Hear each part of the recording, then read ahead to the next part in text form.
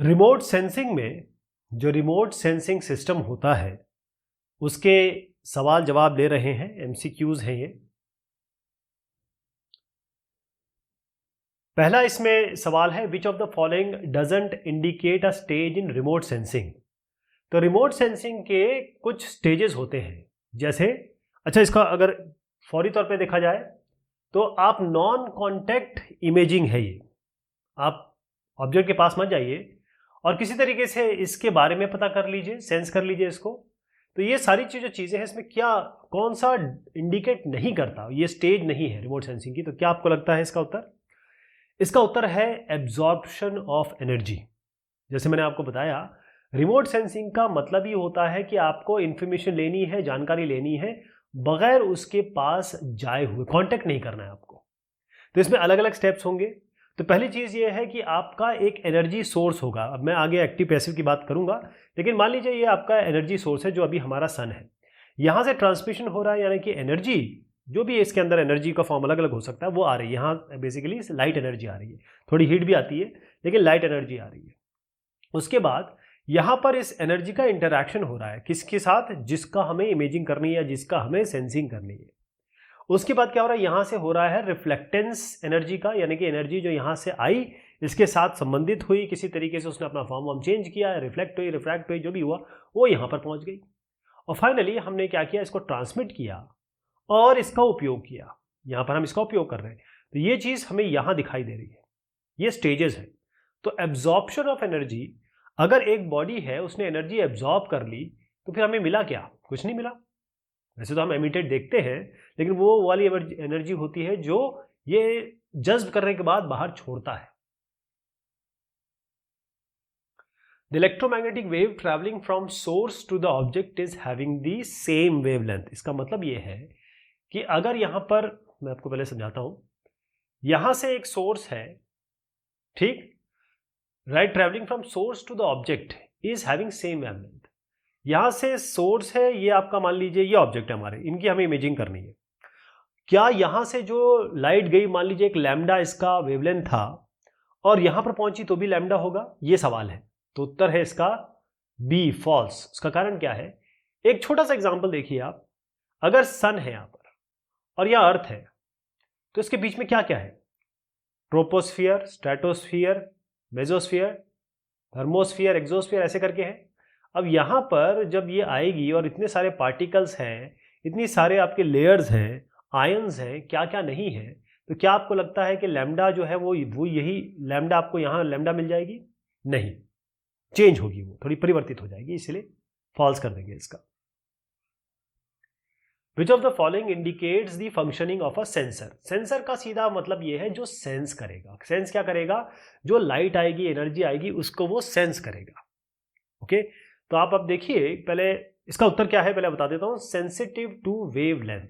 Which of the following indicates the functioning of sensor. Sensor का मतलब ही ये होता है, अगर ये सेंसर है तो ये किसी वेवलेंथ के प्रति, किसी लाइट के प्रति सेंसिटिव है, तभी तो ये आपको सेंस करके देगा।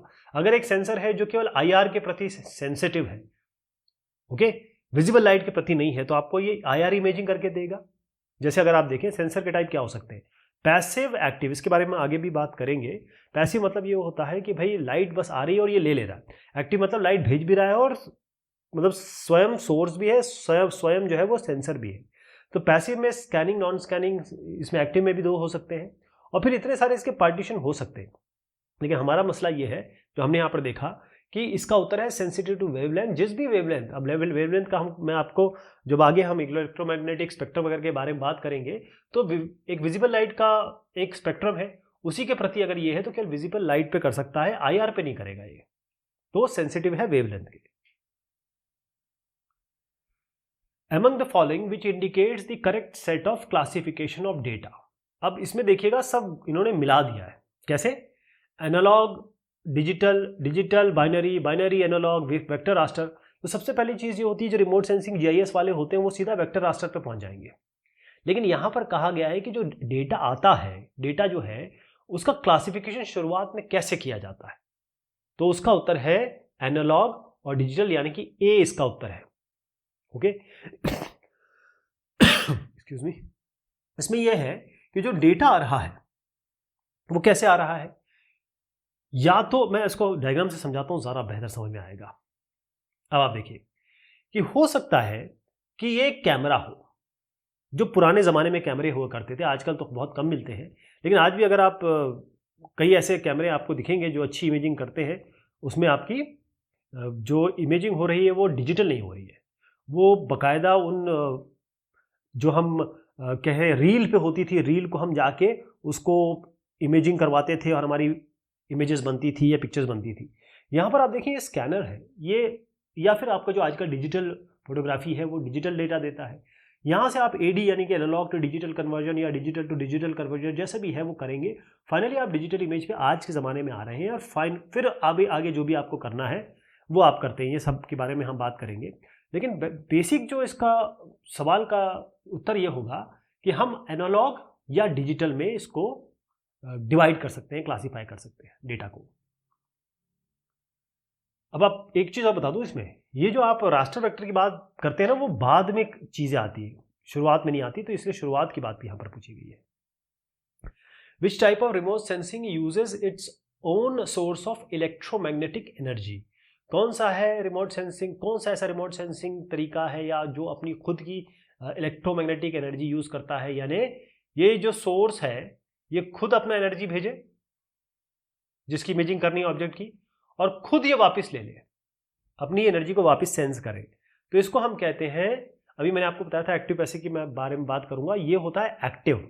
एक्टिव का मतलब ये होता है कि वो मैग्नेटिक एनर्जी, इसके इलेक्ट्रोमैग्नेटिक के बारे में हमने बात की है ऑलरेडी, इलेक्ट्रोमैग्नेटिक आगे भी बात करेंगे क्या है ये। अभी फिलहाल ये समझ लीजिए कि जो खुद एनर्जी एमिट करेगा और खुद ही ले लेगा, एब्जॉर्ब कर लेगा, रिफ्लेक्टेड एनर्जी वाली जो यहाँ से टकरा के वापस आ रही है या फिर एमिट होके आ रही है उसको वापस ले लेगा, राइट। जैसे कैमरा है, अगर एक कैमरे में फ्लैश आप जब देते हैं तो फ्लैश से क्या होता है, लाइट प्रोड्यूस होती है, लाइट इधर जाती है और उसी लाइट से इमेजिंग वो कर लेता है। पैसिव रिमोट सेंसिंग में कोई ऐसा सोर्स होता है जो उस रिमोट सेंसिंग का पार्ट नहीं होता है, वो कोई और होगा और उसकी लाइट से हम इमेजिंग कर रहे होंगे। मैं इसको ज़रा इस तरीके से समझाऊं आपको, देखिएगा।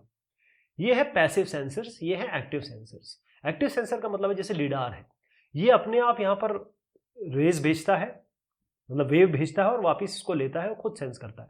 रडार में भी ऐसे ही होता है, रडार में भी इसी तरीके से होता है। यहाँ शॉर्ट वेवलेंथ की बात हो रही है जो VNIR में है, और ये लॉन्ग वेवलेंथ की बात हो रही है जो माइक्रोवेव स्पेक्ट्रम में आता है, इसके बारे में बहुत चर्चा करने वाले हम आगे। लेकिन यहाँ पर आप देखें जो पैसिव सेंसर है इसमें ये खुद तो कुछ नहीं कर रहे हैं, ये केवल ले ही ले रहे हैं, ये ले रहे हैं दे रहे हैं, मतलब ले रहे हैं खुद ले रहे हैं और फिर दे भी रहे हैं, मतलब दे रहे हैं ले रहे हैं। यहाँ के ये सन जो है वो एनर्जी दे रहा है, ये लोग केवल लेने का काम कर रहे हैं। ओके, मल्टी स्पेक्ट्रम में कुछ बैंड होते हैं, हाइपर स्पेक्ट्रम में बहुत सारे बैंड होते हैं, 200 से ऊपर बैंड होते हैं। The correct sequence of transmission of electromagnetic waves in remote sensing system can be given as. अब मैंने आपको ये पहले भी बताया था, दूसरा एग्जांपल ले रहा हूं मैं आपके सामने। आपको याद है पहला सवाल जो हमने लिया था और उसमें जो मैं आपको चित्र मैंने दिखाया था वो इंपॉर्टेंट था, लेकिन उसको अगर हमने समझ लिया तो इसका उत्तर आप दे देंगे। ये अलग अलग स्टेजेस हैं। स्टेजेस क्या है, सबसे पहले क्या होता है, अगर आप यहाँ पर सन देख ले, बहुत सिंपल एग्जांपल, सन ले रहे हैं और हम देख रहे हैं, इसका एग्जांपल लेते हैं। होता यह है कि ये एक एनर्जी सोर्स हो गया, यहाँ पर एनर्जी प्रोपोगेट हो गया, यानी कि प्रोपोगेशन ऑफ एनर्जी हो रही है। फिर यहाँ पर ये इंटरेक्ट कर रहा है, मतलब इंटरेक्शन हो रहा है, इंटरेक्शन ऑफ एनर्जी हो गया। फिर ये रिफ्लेक्टेंस हो रहा है, मतलब यहाँ से ये जो भी एनर्जी भेजेगा, यहाँ पर जो लिया है और वापिस जो भेजेगा वही एनर्जी किस तरीके से भेज रहा है वो आपका रिफ्लेक्टेंस हो गया। फिर ये ट्रांसमिट हो रहा है सिग्नल, जैसे मान लीजिए ये सिग्नल आ रहा है हमारे ब्रेन की तरफ जा रहा है, और फिर इसका हमारा ब्रेन यूज़ करेगा इसको दिखाने के लिए या इसकी इमेज बनाने के लिए। तो ये पूरे स्टेप्स हैं। तो अगर आप यहाँ पर देखें, जो मैंने एक एक स्टेप बताया इसमें दो नहीं है, यहाँ पर दो गायब है, लेकिन सीक्वेंस यही होगा, एनर्जी सोर्स ये चीज़, फिर प्रोपोगेशन ऑफ एनर्जी, जैसे ये एनर्जी आ रही है, लाइट आ रही है, और फाइनली ये जो फाइनल बताया उन्होंने ट्रांसमिशन ऑफ सिग्नल।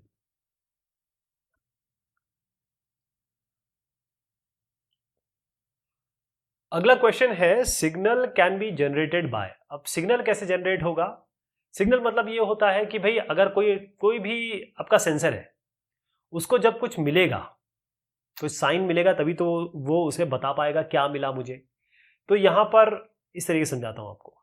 यहाँ पर आप देखिए, इसका उत्तर वैसे interaction of EM waves with surface है, यानी जो इलेक्ट्रोमैग्नेटिक वेव्स आ रही हैं, रेखाएं आ रही हैं, वो जब यहाँ से इंटरेक्ट करेंगी या टकराएंगी या जज्ब होंगी तो वापस कैसे जाएंगी, और वापस जब जाएंगी तभी तो सिग्नल मिलेगा। यहां ऐसा हो रहा है कि हर एक चीज, चाहे वो पत्थर हो, मिट्टी हो, निकल हो, क्रोमियम हो, आयरन हो, जो भी वस्तु है यहां पर, वो क्या होती है कि अलग अलग तरीके से अपना स्पेक्ट्रल सिग्नेचर देंगी। या स्पेक्ट्रल सिग्नेचर बड़ी बड़ा शब्द नहीं है, वो अपने हिसाब से लैम्डा को देगी, और फिर वो हम बता सकते हैं कि हाँ अगर ये लैम्डा आ रहा है या ये सिग्नेचर आ रहा है तो यहाँ पर निकल है या फिर यहाँ क्रोमियम है, ऐसे बताया जाएगा इसमें। तो जब तक इंटरेक्शन नहीं होगा पता नहीं चलेगा। ये इसका ए उत्तर है। Which among the following is the first Indian remote sensing satellite. उसका चित्र पहले आपको दिखाता हूं। आप देखेंगे ये है IRS-1A। IRS-1A, तो ये पहला इंडियन रिमोट सेंसिंग सैटेलाइट है जो मिड 1980 में इसको लॉन्च किया गया था। और इसमें अब आजकल तो खैर बहुत बड़े एडवांस से आ गए हैं, उसके बारे में हम बात भी करेंगे। तो अभी फिलहाल इसका उत्तर है आपका सी। Among the following, the correct set of remote sensing classification can be given as। अब रिमोट सेंसिंग का क्लासिफिकेशन कैसे करेंगे आप, जिसका हमने एक क्लासिफिकेशन ऑलरेडी देखा डेटा का। रिमोट सेंसिंग का जो मेन है वो है एक्टिव और पैसिव। एक्टिव और पैसिव हम समझ चुके हैं, एक बार और समझते हैं। एक्टिव मतलब ये होता है कि भाई ये अपना भेजेंगे भी और जो भी इंट्रैक्शन होगा उसको वापस लेंगे भी, चाहे लिडार हो रडार हो, भेजेंगे और लेंगे। यहाँ पर जो पैसिव है वो केवल लेंगे, क्योंकि इस जो अल्टीमेट सोर्स है एनर्जी का, जैसे सन है, वो जो एनर्जी भेजता है वो किस तरीके से इंटरैक्ट करती है यहाँ पर जो भी ऑब्जेक्ट है जिसको सेंस करना है, और उसके हिसाब से यहाँ इमेजिंग करते हैं, चाहे वो मल्टी स्पेक्ट्रल लें, हाइपर स्पेक्ट्रल लें। एक्टिव और पैसिव में हम इसको डिवाइड करेंगे। तो बी है इसका उत्तर। The data obtained by the process of remote sensing needs great knowledge to understand it। अब ये बड़ा एक सब्जेक्टिव सा सवाल है कि भाई कोई ऐसा आदमी जिसको जानकारी बिल्कुल ना हो, क्या वो डेटा या जो भी कंटेंट आ रहा है रिमोट सेंसिंग से उसको समझ पाएगा, उसको डिसेमिनेट कर पाएगा, उसको एनालाइज कर पाएगा, उसका निरीक्षण सर्वेक्षण जो भी चीज़ें की जा सकती है उसका प्रॉपर यूज कर पाएगा? तो उत्तर है नहीं। जिसको पता नहीं है वो नहीं कर पाएगा, क्योंकि इसमें एक काम इन्वॉल्व नहीं है, एक चीज नहीं है। आपको पहले सन के बारे में पता होना चाहिए, सन की लाइट के बारे में पता होना चाहिए, मतलब पूरी इसमें ऑप्टिक्स और फिजिक्स आ जाती है। फिर ये इंट्रैक्शन करेगा, इंट्रैक्शन के बाद ये जहां जहां जाएगा, चाहे आपको सैटेलाइट के बारे में नॉलेज होना चाहिए, फिर जब ये आएगा तो आपको कंप्यूटर के बारे में नॉलेज होना चाहिए, फिर ये सारे रिसीवर्स के बारे में नॉलेज होना चाहिए, फिर जो इमेज निकल के आएगी, कंटेंट या डेटा निकल के आएगा, उसके बारे में नॉलेज होना चाहिए, उसको किस तरीके से प्रतिपादित किया जाए, किस तरीके से उसको दिखाया जाए, क्या वो सही है या गलत है, उसमें कोई त्रुटियां हैं तो उसको दूर किया जाएगा। राइट। तो ये हुए सवाल जवाब इसके, लेकिन ऐसे कई कंटेंट है जिसको हम देखने वाले हैं। पूरा का पूरा रिमोट सेंसिंग को हम कवर करेंगे। धन्यवाद।